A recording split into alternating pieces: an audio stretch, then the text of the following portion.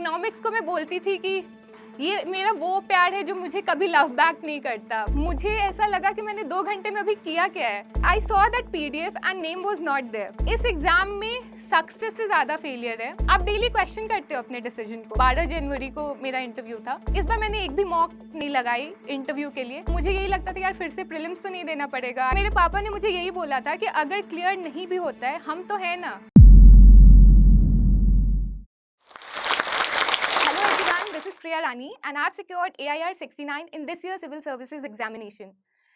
मेरी जर्नी शुरू होती है पटना डिस्ट्रिक्ट के एक गांव से, फुलवारी शरीफ से। एट द एज ऑफ 4 मेरे ग्रैंडफादर ने डिसाइड किया that education of girls is much more important than the education of guys, and which I feel was one of the most progressive thought जो उनके मन में था। बिकॉज उन्हें लगता था कि लड़कियां जो है वो दूसरे घर जाने वाली हैं, उनका इंडिपेंडेंट होना और भी ज़्यादा इंपॉर्टेंट हो जाता है दैन लड़कों का इंडिपेंडेंट होना। And that was the progressive thinking behind my education. और मुझे गांव से 4 साल की उम्र में शहर में लाया गया बिकॉज दे वांटेड कि मुझे बेस्ट ऑफ एजुकेशन प्रोवाइड हो। So I studied in one of the best schools in Patna, Don Bosco 10th तक, देन सेंट माइकल्स 12th तक। And civil services was always my childhood dream. I think from 7th 8th standard I wanted to be a civil servant. I wanted to be an IAS officer. But because I come from a middle class background, हमें एक plan B चाहिए होता है। And that's why I went for my BTech, BIT Mesra Ranchi में। I did my electrical engineering from there. I was working in Bangalore for 1 year as software developer. But that credit जो आपके account में आता है that is purely monetary in nature, and I always knew this is not satisfying me to the core. And I also did not see myself 10 years down the line into the same sector because of the dream that I had seen in childhood. So while I was working in Oracle Bangalore, मुझे ऐसा लगा कि शायद life में आज एक difficult decision जो है वो मेरे लाइफ में आने वाले जो साल है उसको पूरी तरीके से चेंज कर सकता है। दूसरा, me as a person I don't want to have regrets in life. मुझे ऐसा लगता है कि रिग्रेट से बड़ा पेन कुछ नहीं होता है, एंड वो मुझे नहीं चाहिए था। And that's why I decided to leave my job. सबको मनाया, सबको कन्विंस किया, बिकॉज एक मिडिल क्लास फैमिली में एक सेटल्ड लाइफ जो होती है वो बहुत इंपॉर्टेंट मानी जाती है। You are earning, you are having a good life, and now you should think for further things in life. शादी के बारे में सोच लो। But for me that was not satisfying. मेरे लिए वो सेटल्ड नहीं था।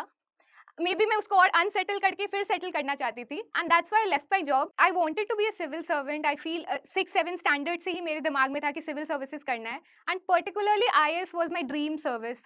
एंड उसका बहुत इंपॉर्टेंट रीजन है, though this service also has administrative role, executive in nature है, पब्लिक डीलिंग है, बट वॉट आई बिलीव कि IAS की जो स्कोप है, जो डाइवर्सिटी है काम की, वो बहुत ज़्यादा है। 10 साल बाद जो मैं काम कर रही होंगी being in IAS would be much different than what I would have done here. For example, अभी बिहार में एक जीविका नाम की संस्थान है, वहाँ बहुत सारी विमेन काम करती हैं, they are involve in it, और उसको जो हेड कर रहे हैं he is an IAS officer, 35 years in age. And जब मैंने वो देखा I felt I also want to do that 10 years down the line, जब मैं सर्विस में आगे बढ़ रही होंगी, I would want to head something like that and impact many lifes then I could ever do in this service. So that was my major motivation कि मुझे IAS ही करना है, मुझे चाहिए ये सर्विस। नहीं मिलता तो ऐसा नहीं कि मैं ये सर्विस को अपना बेस्ट नहीं देती, but that was an aspiration. Young लोगों की एस्पिरेशन होती है, that was my aspiration as a youngster. After I left my job I came to Delhi. I went to Mukherjee Nagar, ORN, और मैंने वहाँ बहुत भीड़ देखी। मुझे वो भीड़ देखते हुए ऐसा लगा कि मेरी सिलेक्शन क्यों होगी, यहाँ इतनी भीड़ है, लोग इतना पढ़ाई कर रहे हैं, and why would I get selected in this particular examination. So I decided not to stay in ORN और मुखर्जी नगर में। रजौरी में मैंने अपना एक कमरा लिया and I started preparing over there. क्योंकि मैंने IIT JEE के टाइम में कोचिंग की थी, एंड आई रियलाइज कि बहुत टाइम लगता है कोचिंग आने जाने में, सेल्फ स्टडी के लिए बहुत कम टाइम मिलता है। That's why this time I decided not to take any classroom programme and just stick to test series and my own self study. But maybe self study choose karna also made the journey very long because I discovered everything from scratch.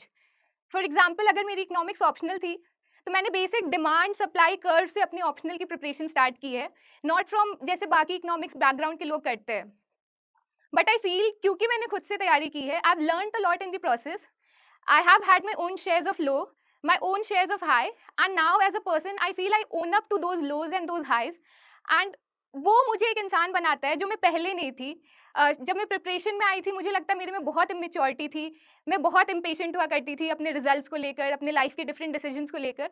But now throughout the journey I feel I have learned certain level of maturity to accept कि जो हो रहा है ठीक है, जो होगा वो शायद और अच्छा होगा. So before I wanted to write my first attempt in 2020, मैंने 1 साल का पूरा ड्यूरेशन लिया था to prepare for this examination, because मुझे पता था कि अगर एक बार इस एग्जामिनेशन साइकिल में आप एंटर होते हो, अगर आप किसी भी स्टेज में फेल होते हो, आप फिर भी इस साइकिल के अंदर स्टक होते हो.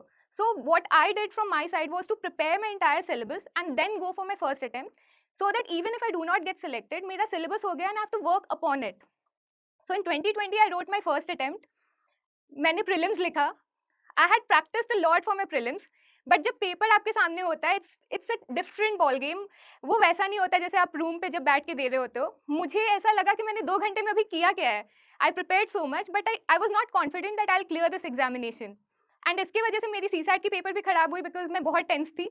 So here I would say कि एक पेपर देके स्ट्रेस नहीं लेना है कि शायद मेरा खराब चला गया है. लेट इट गो एंड घर आके हम चेक करेंगे कि उसमें कितना हमने सही बनाया, कितना गलत बनाया. सो दैट्स हाउ मैंने फिर CSAT दिया. CSAT में मैं कॉन्सेंट्रेट नहीं कर पा रही थी क्योंकि मुझे लग रहा था मैंने GS अच्छा नहीं किया है. एंड मैंने रिटर्न बैक होम, मुझे GS में 120 के आसपास स्कोर आ रहे थे एंड मेरा CSAT में कम बन रहा था. And that's how I wasted my entire 1 month cribbing कि मेरा एग्जाम क्लियर नहीं हो रहा है और मैंने मेंस की पढ़ाई नहीं की. बट जब प्रीलिम्स का रिजल्ट आया, आई सॉ कि प्रीलिम्स में तो क्लियर हो गया and prelims I cleared prelims, but then I had only 2 months for my mains examination. But वो कहते हैं ना कि जब आपको लगता है कि अभी भी लगता है कि शायद ये क्लियर हो जाएगा, and even in those 2 months मैंने पूरी अपनी रूटीन फिर से बनाई कि मैं 2 महीने में कंप्लीट करूंगी. I clear this examination in this attempt itself. But क्योंकि मैंने बहुत कम एफर्ट लगाया था एंड जब मेंस का रिजल्ट आया, आई रिमेंबर दैट डे, मार्च में रिजल्ट आई थी and I saw that PDF and name was not there. For I think उस पूरे दिन मैं शॉक में थी कि नहीं आया है, मतलब the year has been wasted. उसके एक ईयर पहले की preparation has been wasted. I think I have given almost 2 years into this preparation with zero result. और for that particular day मैं काफ़ी लो थी. मतलब मुझे समझ में नहीं आ रहा था कि मैंने जो डिसीजन लिया है वो सही है, वो गलत है, मैं कंटिन्यू करूँ. But I don't know how, may be something spiritual है, कुछ भी मेरे अंदर से मुझे अगले दिन ही ऐसा लगा कि I should write this examination again with full fledged attempt. And I called my father. मैंने उनको बोला कि पापा आप टेंशन मत लो, मैं दुखी नहीं हूँ, I write this exam again and I feel I clear it in this attempt. So पापा को भी ऐसा लगा कि maybe she will try again, at least she is not going down into the loop of sadness, she is ready to attempt it again. And फिर मैंने 2021 का attempt लिखा. But always a difference between the growing attempt. पहले attempt में आप जितने confident होते हो, your confidence level starts decreasing with every subsequent attempt. Self doubt आ जाती है, आपको अपनी प्रिपरेशन स्ट्रैटेजी पे डाउट आ जाती है कि क्या मैं सही कर रही हूँ, am I going in the right direction. And I had though self doubt in the second attempt. Even though I was going to write prelims, I had that self doubt. Even in mains I had that self doubt. जैसे जैसे हम इस journey में आगे बढ़ते हैं, हम बहुत कुछ सीखते जाते हैं. फर्स्ट अटेम्प्ट जो था वो चैलेंज और स्कैरसिटी होती है. आपके पास मटेरियल्स कम होते हैं, आपके नोट्स प्रिपेयर्ड नहीं होते हैं, आपने बहुत सारे टेस्ट नहीं लगाए होते, वो फर्स्ट अटेम्प्ट की चैलेंज होती है. बट जैसे सब्सिक्वेंट अटेम्प्ट्स बढ़ते जाते हैं, आपके पास चैलेंज ऑफ वैरायटी हो जाती है. आपके पास इतने नोट्स होते हैं, इतनी मटेरियल होती है, इतनी रिसोर्सेज होती है कि अब आपको ये नहीं समझ में आता कि इसमें से पढ़ना क्या है, इसमें से मैं यूटिलाइज क्या करूँगी एग्जामिनेशन में. सो इन माई फर्स्ट अटेम्प्ट जहाँ पे मेरे पास कम नोट्स थे, कम प्रिपरेशन थी, in my fourth attempt I had plenty of notes. And मैंने चेंज ये किया कि I consolidated my entire notes इतने पूरे अटेम्प्ट में एंड एक शॉर्ट नोट्स बनाया. फॉर एग्जाम्पल, एक पर्टिकुलर सब्जेक्ट, मान लो GS3 में सिक्योरिटी है, उसकी नोट्स मेरी सिर्फ 5 पेज की थी एट द एंड ऑफ मेरी प्रिपरेशन, जिसको मैं एग्जामिनेशन हॉल में जाने से पहले भी I could revise. So that was a major change, consolidation of my notes from first attempt to fourth attempt. But somehow the entire journey, maybe मैंने जो चेंजेस किए थे अपने स्ट्रैटेजी में, एथिक्स पेपर में, एसे पेपर में, optional में, those help me to score really good marks in my mains. But I got a rank of 284 because मेरे interview score उस year अच्छे नहीं थे. I got only 162 in my interview that year, which has improved in my fourth attempt. That is also a journey that I would share later. I got a rank of 284. And best part ये है कि अभी तक किसी को मेरे घर, मेरे अपनी फैमिली को छोड़ के किसी को नहीं पता था कि मैं सिविल सर्विसेज का एग्जाम भी लिख रही हूँ. उनको यही पता था कि मैं बैंगलोर में हूँ, I am working there. And जैसे ही रिजल्ट आया, everybody started asking when did she write the exam, when was she preparing. वो तो बैंगलोर में थी, किसी को नहीं पता था कि मैं दिल्ली में थी. सो आई ऑल्सो बिलीव कि जब हम अपने कुछ ड्रीम्स के बारे में बहुत ज़्यादा शाउट कर देते हैं ना, तब भी ऐसा होता है कि वो हमें नहीं मिलती है. It happened in my third attempt which I share. But second attempt में ये बहुत अच्छा था कि तब तक किसी को नहीं पता था कि ऐसी कोई एग्जाम की मैं तैयारी कर रही हूँ, ऐसे कोई एग्जाम मेरी क्लियर होने वाली है। It was surprise for them, they were happy, they were surprised, a mix feeling of emotion. But क्योंकि सेकंड अटेम्प्ट में मेरा हो गया था एंड थर्ड अटेम्प्ट मैंने लबासना स्किप किया, I thought maybe I can get a better rank, कुछ नंबर से ही छूटा है आईएएस, आई थॉट मैं आई प्रिपेयर बेटर और मैं फिर से एग्जाम लिखती हूँ। बट इस टाइम बहुत प्रेशर था because you clear the exam in your second attempt. इस बार हर स्टेज के बाद मुझे कॉल्स आते थे लोगों के कि प्रीलिम्स हो गया बेटा, मेंस हो गया, मेंस कैसा हुआ, इंटरव्यू तक मैं गई थी थर्ड अटेम्प्ट में भी, इंटरव्यू कैसा हुआ, क्या लगता है इस बार हो जाएगा, इस बार वो मिल जाएगा, and I was under immense pressure. और but I was also confident कि हो जाएगा क्योंकि कुछ नंबर की इम्प्रूवमेंट है, इतना ज़्यादा नहीं चाहिए। बट उस समय मेरी ट्रेनिंग चल रही थी इंडियन डिफेंस स्टेट में, तो आई सॉ दी पीडीएफ और उसमें मतलब ऐसा होता है कि आपकी रैंक खराब हो सकती है, इम्प्रूव हो सकती है। मेरे लिए वो शॉकिंग था कि मेरी लिस्ट में नाम ही नहीं थी एंड मुझे ऐसा लग रहा था I have given more effort this time, मैंने ज़्यादा मेहनत करी है, ज़्यादा पढ़ाई करी है, इस बार तो होना चाहिए था, बट नहीं हुआ। So at this point of time मैं ये भी बोलूँगी कि सिविल सर्विसेज प्रिपरेशन की ये रियलिटी है, अनसर्टेनिटी ऑफ दिस एग्जामिनेशन। आप मेहनत करते हो, आप एफर्ट लगाते हो, बट बहुत बार उस एफर्ट का रिजल्ट नहीं आता। सो अनप्रिडिक्टेबिलिटी इस एग्जाम के साथ आती है। इट डिपेंड्स ऑन अस कि हम कितना चाहते हैं उस चीज़ को, और मे बी हम गिव अप करते हैं या गिव अप नहीं करते, या आई थिंक वो हम डिसाइड करते हैं उस पॉइंट ऑफ टाइम में। ये जो रिजल्ट था, क्योंकि सेकंड अटेम्प्ट में मेरा हो गया था, even the family was expecting that this year I will get into IAS and journey finally खत्म हो जाएगी, because not only you have a journey, they are also having a journey, वो भी आपके साथ मूव कर रहे होते हैं, उनकी भी एक्सपेक्टेशंस होती है, and even they were surprise कि कैसे नहीं हुआ। लकीली मैंने अपना नेक्स्ट प्रीलिम्स का सेंटर पटना भरा था, दिल्ली नहीं भरा था। पता नहीं क्यों मुझे रिजल्ट से ऐसा नर्वसनेस थी, तो मैंने पटना ही नेक्स्ट प्रीलिम्स का भरा था। मैं घर चली गई रिजल्ट के बाद, 2-3 दिन रोना वोना जो भी किया कि कैसे नहीं हुआ, इतना मेहनत किया था। प्रीलिम्स के एक दिन पहले तक मैं श्योर नहीं थी कि मुझे ये प्रीलिम्स लिखना है, बट मेरे पापा ने बोला कि कोई बात नहीं बेटा, दे के आते हैं, इतने साल पढ़ाई की है, अब ज़्यादा नहीं करना होता बिकॉज इतने टाइम तुमने कर लिया है, तो हम दे के आते हैं, जो भी होना होगा, कुछ हारने के लिए है नहीं तुम्हारे पास, तुम्हें ऐसा लग रहा है कि तुम्हें आईएएस नहीं मिला है, but there is nothing to lose from this point of time. चले गए प्रीलिम्स देने, प्रीलिम्स दिया, मुझे फिर से पेपर बहुत डिफिकल्ट लगा, पेपर 1 मुझे डिफिकल्ट लगा, पेपर 2 सीसैट भी बहुत डिफिकल्ट था और मुझे लगा कि शायद क्लियर नहीं होगा। बट जब अभी मैं मार्क्स देखती हूँ तो मुझे जीएस में बहुत अच्छे स्कोर आए, 108, जबकि कट ऑफ 75 ही है। CSAT also I cleared. So prelims लिखने के बाद वो अनसर्टेनिटी थी कि प्रीलिम्स शायद क्लियर होगा या नहीं होगा, and this point of time I needed a break. तो मैंने एक प्रॉपर 1 वीक का ब्रेक लिया, मैं चली गई थी घूमने जिम कॉर्बेट, और मैंने सोचा था कि प्रीलिम्स का जब रिजल्ट आएगा उसके बाद मैं अपने मेंस की तैयारी करूंगी, एंड लकीली इस बार आई थिंक 8 या 10 दिन के अंदर प्रीलिम्स की रिजल्ट आ गई थी, and I cleared. And once I cleared मुझे रियलाइज हुआ कि ये जो अटेम्प्ट है इसको प्रॉपर देना है, इसमें जो पिछले अटेम्प्ट में जो कमी रह गई थी उसको पूरा करना है। बट मेरी उस समय ट्रेनिंग चल रही थी एंड हमारी ट्रेनिंग काफ़ी ही इंटरेस्टिंग ट्रेनिंग होती थी, बट क्योंकि मुझे एग्जाम लिखना था, मुझे उस बात का स्ट्रेस बढ़ता जा रहा था। हमें कभी जैसलमेर में होती थी मैं, कभी कभी मैं एनआईएफएम में होती थी, कभी मैं सिकंदराबाद में हूँ, मतलब मैं डिफरेंट प्लेसेस पे हूँ ड्यूरिंग माई प्रिपरेशन जर्नी। और मतलब आपके सारे नोट्स है जो फाइल्स के फॉर्मेट में है, आप उनको सबको कैरी नहीं कर सकते। The first step I took was to digitise my notes.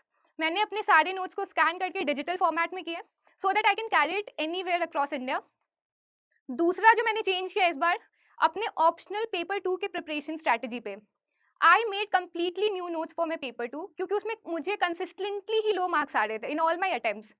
इस year I read many other articles, research papers पढ़े, बहुत सारे और रिसोर्सेज पढ़े, and I compiled my entire paper 2 notes at one place, and that has help me to scale up my paper 2 marks. 125 से सीधे 152 आया। मेरा जो ऑप्शनल सिलेक्शन था that was different from the mainstream optional selection anthro sociology, उससे अलग जाके मैंने इकोनॉमिक्स लिया।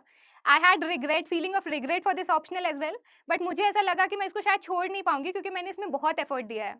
सो सर्टेन थिंग्स जो ये ऑप्शनल आपसे एक्सपेक्ट करता है, that is a very good understanding of the subject. अगर आपको सब्जेक्ट समझ में आ जाता है, you will B scoring very good, specially in paper 1। Paper 1 मेरा हमेशा से स्ट्रेंथ था। दूसरा, आंसर राइटिंग करनी ही करनी है। ऐसा नहीं होता कि आप समझ लिया आपने कॉन्सेप्ट, आप वहाँ जाकर बना लोगे। जो डायग्राम्स होते हैं, जो मैप्स होते हैं फर्स्ट पेपर में, उनको बस देखना नहीं है, उनको आपको ड्रॉ करना है, be fluent with the diagrams, ताकि वहाँ पे आप उसको रिप्रेजेंट कर पाओ। एंड एक और पॉइंट मैं ऐड करना चाहूँगी कि इकोनॉमिक्स के पेपर में you have to write like an economist, you can not write general answers. ये मिस्टेक्स मैंने अपने पिछले अटेम्प्ट्स में की है। दिस ईयर मैंने इकोनॉमिस्ट को काफ़ी कोट किया अपने एग्जामिनेशन पेपर में, because I wanted my paper two look like an economics student. And economics को मैं बोलती थी कि ये मेरा वो प्यार है जो मुझे कभी लव बैक नहीं करता, because I had been putting efforts in economics and it was never rewarding me. But this year I am saying कि maybe economics learn to love me back, and I got a score of 152 paper 2 में, and I think that change in strategy in paper 2 help me in this attempt. जैसे जैसे शुरू में हमारी training की schedule होती थी, 10 से 5 हमारी ट्रेनिंग होती थी, एंड उसके बीच में हमारे अटैचमेंट्स होते थे, जैसे मैंने बताया Jaisalmer, Secunderabad, different places across India. So जब 10 to 5 होती थी, I use to study before 10, 5 के बाद पढ़ाई कर लिया। उसके बीच में हमारी डिपार्टमेंटल एग्जाम्स भी थी, उसके लिए भी पढ़ना था, डिपार्टमेंटल एग्जाम्स भी दिए। बट जो लास्ट 1 मंथ था, then we started running pillar to post, we want leave, we want leave, and बहुत दिक्कत हुआ। But I think we got 20 days leave at the end of our examination, जब examination approach कर रहा था। And those 20 days were very crucial, क्योंकि आप completely focus होकर प्रिपरेशन पे देख रहे हो, आप ना डिपार्टमेंटल एग्जाम देख रहे हो, ना आपको ट्रेनिंग की कुछ देखनी है। Those 20 days were very helpful, I feel, in clearing mains this year. So after giving my mains, I was given my first posting. I'm posted in Kasauli and Dakshai cantonment, dual charge है मेरे पास। And after that मैंने अपने mind को थोड़ा free किया कि चलो अब जो काम मिला है उस पर फोकस करते हैं। I've done many things in Kasauli and Dakshai, काफ़ी इंटरेस्टिंग टेन्योर रही मेरी, and it's a beautiful place. But back of the mind में ये रहता था कि मेंस का रिजल्ट कब आएगा, when will that come? And I think दिसंबर में मेंस का रिजल्ट आता है, and I was there in the list. I was expecting to clear mains, क्योंकि लास्ट टाइम भी हुआ था, बट इंटरव्यू के बाद होता है या नहीं, that was dicey for me. Interview काफ़ी शुरू में था मेरा, 12 जनवरी को मेरा इंटरव्यू था, एंड ज़्यादा कुछ मैं प्रिपेयर कर नहीं पाई थी क्योंकि काफ़ी कम ड्यूरेशन मिला था मुझे। But I revise my current affairs, थोड़ा बहुत ऑप्शनल को रिवाइज किया, एंड आई बिलीव इस बार मैंने एक भी मॉक नहीं लगाई इंटरव्यू के लिए। पहले मैंने बहुत मॉक्स दिए, एंड आई फेल्ट कि मॉक्स आपके पर्सनैलिटी को काफ़ी चेंज कर देता है। The personality I naturally have, I feel वो मच बेटर है दैन मैं 15 मॉक्स दे देती थी, उसके बाद एक डिफरेंट पर्सनैलिटी बाहर आती थी। So this year I decided not to give any mock, I decided to go direct in the interview. और उसका दूसरा रीज़न ये भी था कि I was already into the services, I was already interacting with people on daily basis, meetings कर रही थी, पब्लिक से मिल रही थी। आई फेल्ट कि मेरी पर्सनैलिटी उससे भी काफ़ी डेवलप हो रही है, and that which is much better for the interview. And I feel इस कारण से मेरी इंटरव्यू स्कोर इस बार बेटर हुई है, 162 to 193, because of the maturity जो मेरे आंसर्स में रिफ्लेक्ट हुई है, जो सेकेंड अटेम्प्ट में बिल्कुल नहीं थी, because I was very nervous, stakes were very high. इस ईयर स्टेक्स बहुत हाई नहीं थे क्योंकि मैं ऑलरेडी सर्विस में थी। आई कुड रिमेन काम इन my entire interview process. Interview के जो क्वेश्चंस थे फॉर मी स्पेशली, वो मेरे सर्विस से रिलेटेड काफ़ी क्वेश्चंस आए थे। उसमें इंडियन डिफेंस स्टेट सर्विस, उसमें अभी एक्ससिजन रिलेटेड मैटर चल रहा है for merging of cantonment into the civil area of municipalities. उससे रिलेटेड क्वेश्चंस मुझसे पूछे गए थे कि प्रोसेस में डिले क्यों है, ये सर्विस क्या करती है, रोल्स क्या है इसमें। Apart from that general studies के क्वेश्चंस पूछे गए थे, पॉलिटी से कुछ क्वेश्चंस होंगे, न्यूज़पेपर में जो करंट आ रहे थे उससे रिलेटेड क्वेश्चंस थे। कुछ क्वेश्चंस मेरे पुरानी कंपनी से भी थे, ऑरिकल से थे। बहुत क्वेश्चन जो थे वो मुझे नहीं आता था, जैसे टर्नओवर क्या है ऑरिकल की, अभी वो क्या कर रही है, and I was not very much aware about it. And मैंने बहुत पोलाइटली बोल दिया कि I am sorry sir, I am not aware about it, I haven't read about it. And I feel कि अगर आपको क्वेश्चन के आंसर्स नहीं आते, just be honest and say that sorry I don't no, because कोई भी इंसान ऐसा नहीं है जिसको सब कुछ आता है इस दुनिया में, उन्हें भी नहीं आता, and they respect that fact that you are honest about it. So 2-3 questions थे जिसमें मैंने बोला था कि I don't know this answer, I am not aware about it. एक जो बहुत लाइट मोमेंट था मेरे इंटरव्यू में, एक पैनलिस्ट ने मुझसे पूछा था कि Shreya, just tell me one question that you thought that the interview panel would ask you but we did not ask it. मैंने सोचा थोड़ी देर, फिर मैंने बोला सर मैंने इतनी प्रिपरेशन नहीं की है बिकॉज बहुत कम टाइम थी, so I haven't predicted much question for the interview, but sir insisted that I'll give you 2 minutes, please think about it and tell me one question. And I feel that question was testing my presence of mind in the examination. I took few seconds and then I smiled back and said to sir, maybe introduce yourself could have been a question. And that was escape from the entire thing. सारे smile कर रहे थे, सारे खुश थे. I feel because of the presence of mind, I could have landed myself saying कि आपने economics के नहीं पूछे, आपने polity के नहीं पूछे, and I could have landed in much difficult position. But just smiling and saying कि sir maybe introduce yourself could have been a question, I feel I lightened up the interview mood. And वो भी एक positive point था for the entire interview. So after I gave my interview on 12 January, फिर medical हुआ और मैं वापस कसौली आ गई, I took charge and I was working जैसे नॉर्मल अपनी काम होती है। बट जैसे जैसे क्लोज आता है तब आपकी हार्ट बीट बढ़ती है कि यार इतना कुछ दे दिया है, पता नहीं रिजल्ट क्या होगा। एंड यार जिसकी रैंक 1 आने वाली भी रहती है ना, वो भी प्रीलिम्स का फॉर्म भरता है अगला, एंड उसको भी नहीं पता होता कि वो रैंक लिस्ट में होगा कि नहीं, टॉप 1 तो रहने दो, किसी को नहीं पता होता है। So I also filled my prelims form, और मुझे यही लगता था यार फिर से प्रीलिम्स तो नहीं देना पड़ेगा, I hope I just land up into a good service. And 15th को रिजल्ट आने वाली थी, 15th ऑफ अप्रैल को रिजल्ट आने वाली थी। मार्केट में यही था कि आज रिजल्ट आएगी, आज रिजल्ट आएगी। उसके एक दिन पहले से मतलब वो जो हार्ट बीट होती है, वो जो आपने पूरी जर्नी दी है, एंड वो एक्सपेक्टेशंस का जो बर्डन होता है, that started coming in, and but उस दिन रिजल्ट नहीं आया। So now we were sure कि 16 को रिजल्ट आएगा, by afternoon result will be out. ऐसे तो मैं आराम से सोती रहती हूँ कि कसौली बहुत प्यारी जगह है एंड मौसम बहुत अच्छा है, but that day I woke up early, सोचा चलो वॉक पे चली जाती हूँ, मे बी उससे स्ट्रेस रिलीज होगा। So I went on a long walk, I came back, फिर भी लग रहा है टाइम नहीं कट रहा है क्योंकि आफ्टरनून में आएगी। ऐसे धीरे धीरे टाइम पास किया, मेरा भाई भी वहाँ आया हुआ था, एंड आई थिंक अराउंड 1 और 2 o'clock result were out, and वो नीचे आता है, वो ऊपर वाले रूम में था, वो नीचे आता है, एंड उसमें थोड़ी सी सैड फेस बनाई हुई थी कि, फिर मैंने पूछा क्या हुआ, रिजल्ट आ गया क्या? तो उसने बोला हाँ आया तो है। तो मैंने बोला ऐसी शक्ल क्यों बनाई है, नहीं हुआ क्या? देन ही टोल्ड यार बहुत अच्छा हुआ है, इसलिए मैं थोड़ा नर्वस कर रहा था तुम्हें।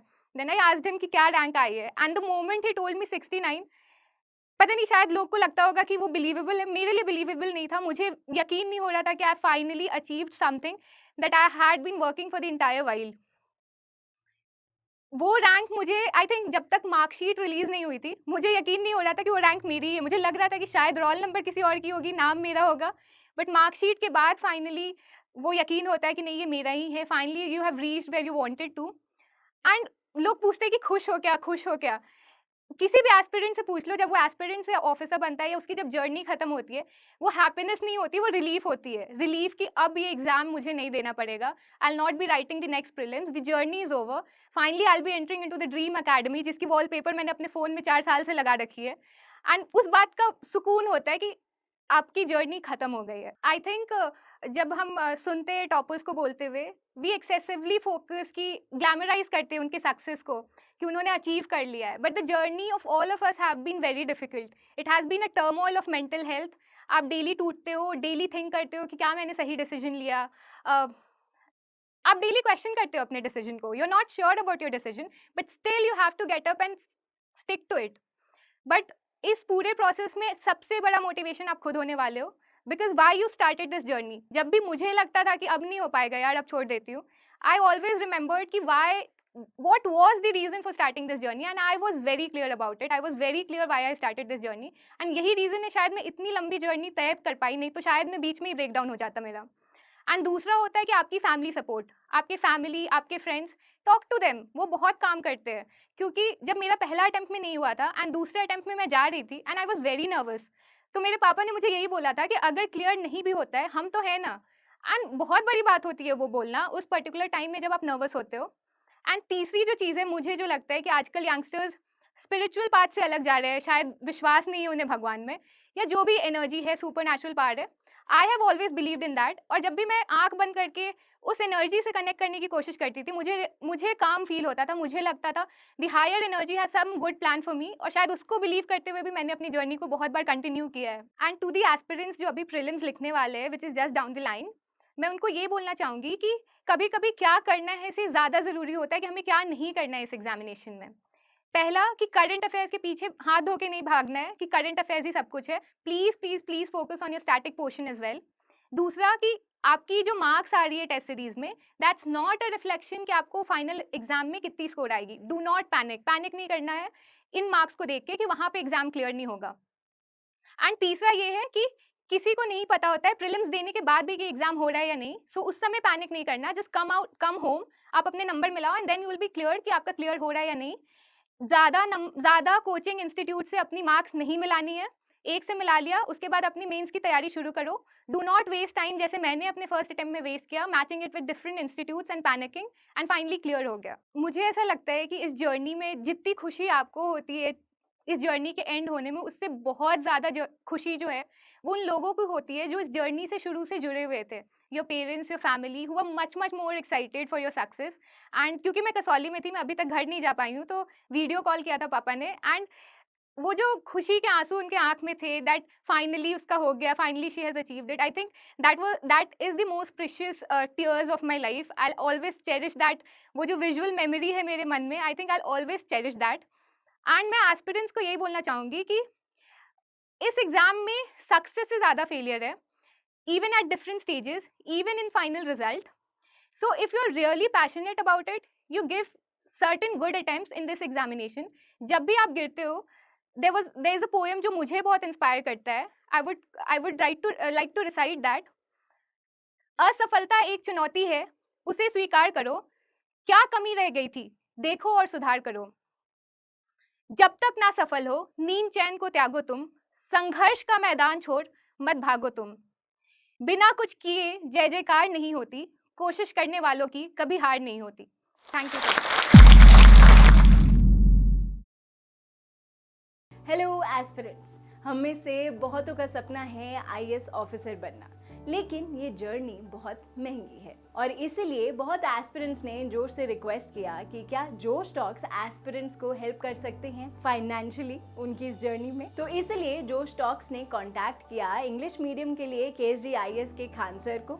हमने शायद इनका नाम तो सुना ही होगा. खान सर और केएसजी आईएएस की तो इंट्रोडक्शन ही देने की जरूरत नहीं है. देश के सबसे जाने माने और रिस्पेक्टेड इंस्टीट्यूट्स में से है केएसजी. सृष्टि जैन देशमुख सर की ही स्टूडेंट रही हैं जिन्होंने 2018 में ऑल इंडिया रैंक 5 हासिल की थी. जोश टॉक्स ने केएसजी आईएएस के खान सर से बात की और उन्हें रिक्वेस्ट किया कि क्या वो जोश की फैमिली के लिए एक बहुत ही बड़ी स्कॉलरशिप दे सकते हैं. आज मुझे बहुत ही खुशी है हम सबके साथ ये शेयर करने की कि वो मान गए हैं. वो जोश की फैमिली के लिए अपने फाउंडेशन कोर्स पे स्कॉलरशिप प्रोवाइड करेंगे, यानी कि वो क्वालिटी की एजुकेशन जिसकी फीस लाखों में जाती थी अब हम अफोर्ड कर पाएंगे. ये हेल्प वैल्यूएबल है सबसे ज्यादा उन नए एस्पिरेंट्स के लिए जिन्हें फाउंडेशन कोर्स करना तो है लेकिन लाखों की फीस हम अफोर्ड नहीं कर सकते. केएसजी आईएएस का फाउंडेशन कोर्स जो 1,20,000 का है वो जोश फैमिली को अब 50,000 to 70,000 में मिल सकता है. जोश टॉक्स ये जानता है कि अभी भी ये फीस 50,000 और 70,000 हम में से बहुत युवाओं के लिए बहुत ही ज्यादा है और इसीलिए जोश टॉक्स हमें और हेल्प करने के लिए 2 चीजें कर रहा है.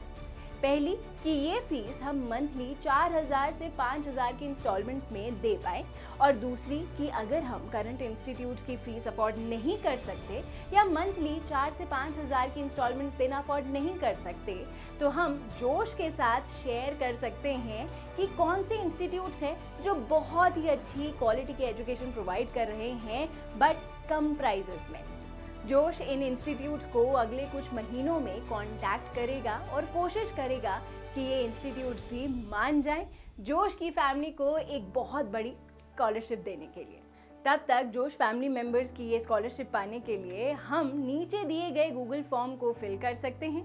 जब आपको कॉल आए तो प्लीज़ ये मेंशन करना मत भूलना कि आप जोश फैमिली के पार्ट हैं ताकि आपको ये स्कॉलरशिप मिल पाए. जोश टॉक्स को बहुत गर्व है कि अब एस्पिरेंट्स को जोश सिर्फ कहानियों से नहीं बल्कि असलियत में फाइनेंशियली सपोर्ट कर पा रहा है. जोश टॉक्स का सपना कभी भी सिर्फ टॉक्स बनाना नहीं था.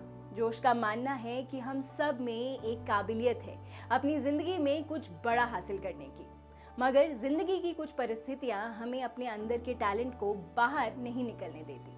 लेकिन अब कम से कम हमारी फाइनेंशियल स्थिति हमें अपने आईएएस बनने के सपने से रोक नहीं सकती. जोश टॉक्स एक बड़े भाई या बहन की तरह हर वक्त हम सबको जिंदगी में आगे लेके जाने के प्रयास में लगा रहेगा.